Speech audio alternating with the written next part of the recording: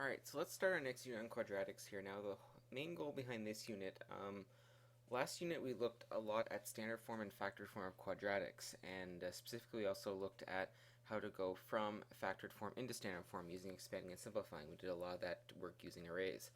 And we want to be able to move between these two forms because each form tells us different things about the quadratic. So we know factored form can tell us the x-intercepts, standard form can tell us the direction of opening and the y-intercept. So while we did learn how to go from factored form to standard form, we didn't really look at how to go the other way from standard form to factored forms. That's what this unit's really going to be about.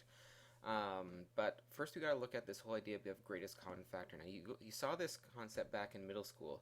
So if you're looking for a greatest common factor between 6 and 18, you're looking for the largest number that goes into both 6 and 18 evenly.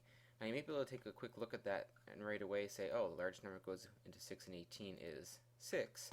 But the way you would have done this back in elementary schools is to take 6 and 18 and do what we call factor trees. So you could break 6 down into prime numbers, 3 and 2. You could break 18 down into 9 and 2.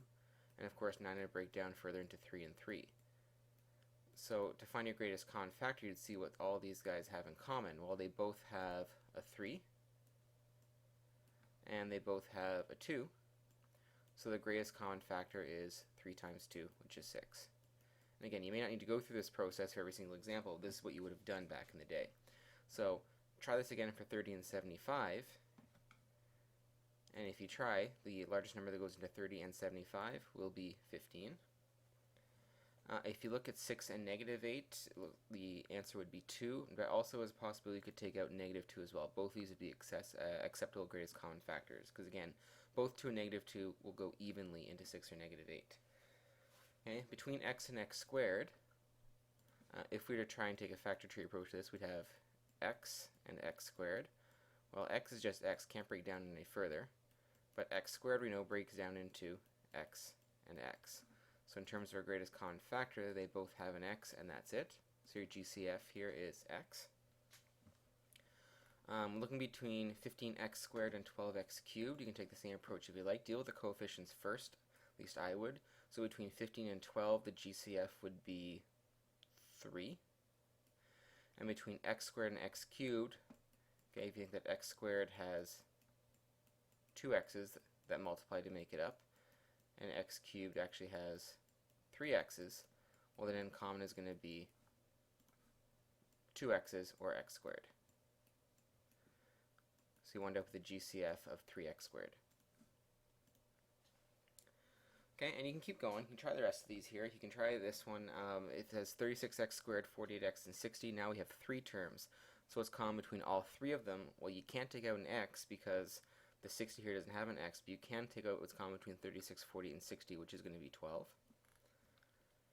Okay, and for this last one down here, again, bit of an extension here might look a little bit tricky, but if you deal with the coefficients and the variables separately, it's actually not too bad.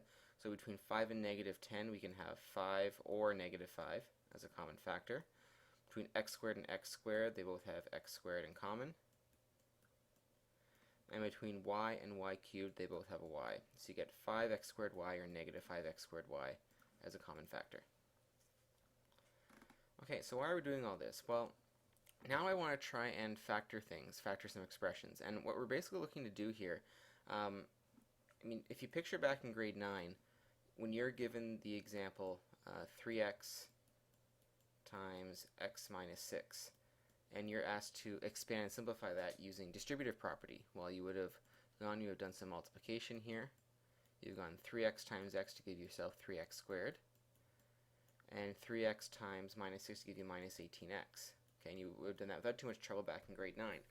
What we're trying to do now is actually go backwards. Take something that's already expanded and try and figure out what the original factored expression is. So you might be able to recognize this original form here as a factored form, and this new one here as standard form. Well, again, we're just trying to go backwards here. Something that's already expanded is something that's already factored. So what we're going to look at here is actually trying to find the GCF. So between 3x and 9, the greatest common factor is 3. So we take that and we've got to figure, okay, what would have been left over in my bracket if I factor out the 3? Well, one way you can look at it is, okay, I had 3. If I were to multiply this out, I have 3 times something to get 3x. Well, 3 times what gives me 3x? Just x. Okay, and then I'm going to have 3 times something to give me positive 9. Well, that would have to be plus 3. Okay, so I get 3 times bracket x plus 3. Now, the nice thing about these is you can always check your answers by actually going through the multiplication afterwards and double checking that it works out. So you can check 3 times x is 3x, 3 times positive 3 is plus 9, so you get 3x plus 9. Okay, let's try and take this approach to all the other ones here. So try and look for your greatest common factor for all of these examples here. And then again, you can see what's left over in the bracket. I'll do one more with you guys. So between 5y and 5, we have a greatest common factor of 5. Okay, what's left over? Well, 5 times y gives me 5y, and 5 times minus 1 gives me minus 5. Okay, so I'll give you, take a minute here and try all the rest, and push play when you're ready to see the answers.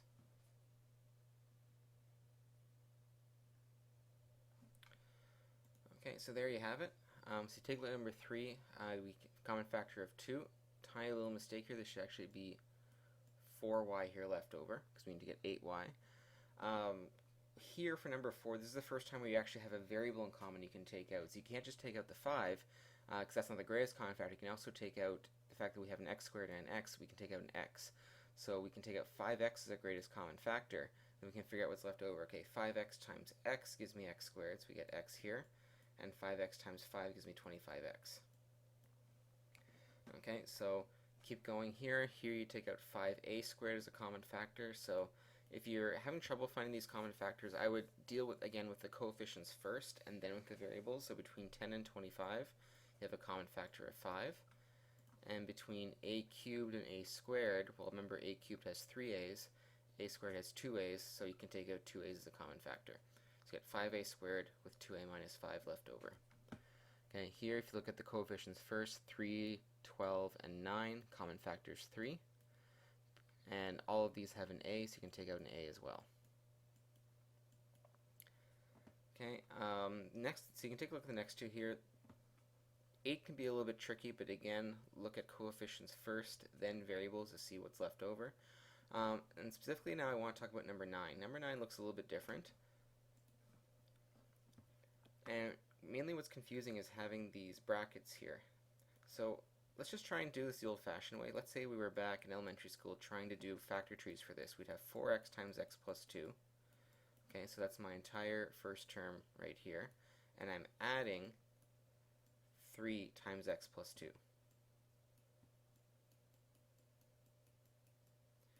Okay, so looking at in terms of common factoring here, so 4 breaks down to 2 times 2. X breaks down to just x.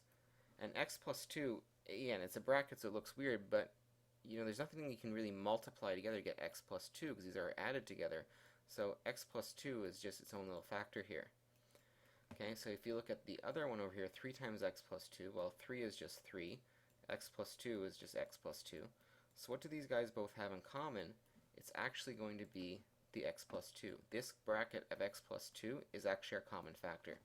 So this becomes what we take out. That's what gives the x plus 2 here. And then what's left over? Well, if I take the x plus 2 out of this part right here, I have 4x left over. If I take the x plus 2 out of here, I have 3 left over, so I have 4x plus 3 left over. So I wind up getting x plus 2 bracket 4 times 4x plus 3. And again, if this seems weird, you can always again check your answer. And remember that if you were to re-expand this out, you have to use distributive property. So looking at what we did last unit, we would have had to have taken x plus 2 and distributed it into the other bracket. So let me just do this as a check here. Clear all that out. Okay, so if I had x plus 2 times 4x plus 3. Okay, again, if I was to multiply this out, I have to distribute this x plus 2 into this bracket. So I have x plus 2 times 4x and x plus 2 times 3. Well, really, that's what I have when I started with my original question. So I actually have 4x times x plus 2. Okay, and then plus 3 times x plus 2. Okay, so it actually does work. Okay, just remember that here the bracket x plus 2 is our common factor. Alright, with that in mind, let's try a few others. So here I have 5x times x plus 4 minus 2x plus 1x plus 4. Again, what you're looking at here, if in terms of a common factor, they both have x plus 4. So that becomes my common factor. And what's left over? Well, I have 5x minus, and then this bracket here. So 5x minus the bracket 2x plus 1.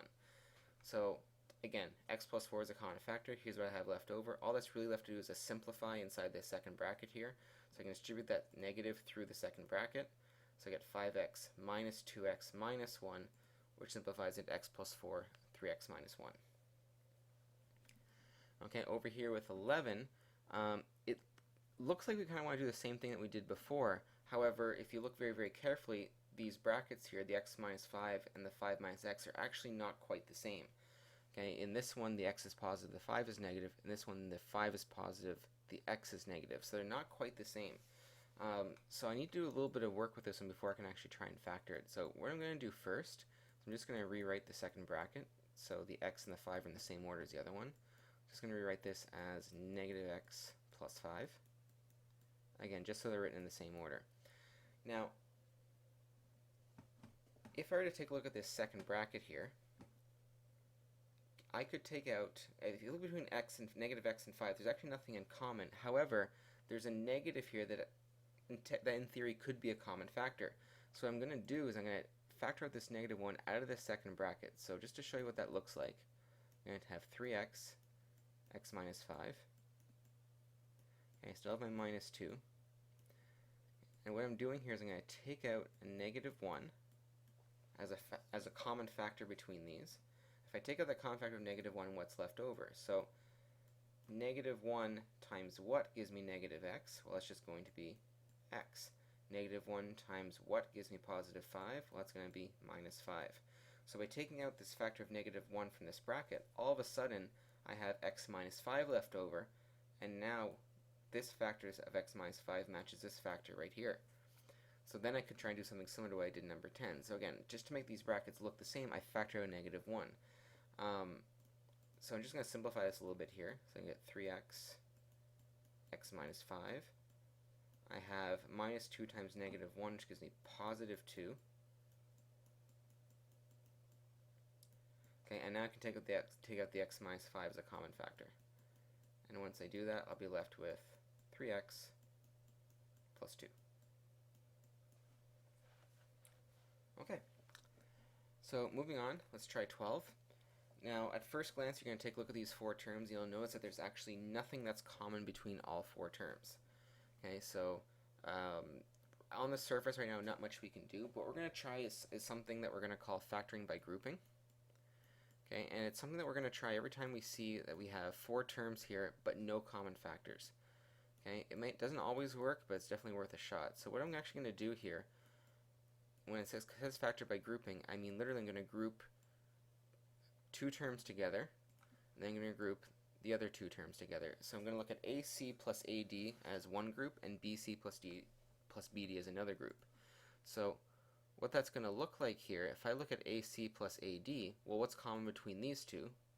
Well, they both have an A. And what's left over? If I factor out the A, I'm left with C plus D. Okay, so now I'm going to look at the second group. So I have BC plus BD, and what's common between these two, you'll notice that they both have a B. So I'm going to factor out a B, and I'm going to be left with, again, C plus D. Now, if this grouping is going to work, what I'm going to notice here is that these two brackets here, these two factors, are going to be identical. So now C plus D is a common factor, and A plus B is left over. Okay, now, again, grouping doesn't always work, but it's definitely worth a shot if we see four terms and nothing in common between all four of them. So we're going to continue this in the next part of the video. Please try 13 and 14 on your own, and we'll see you over there.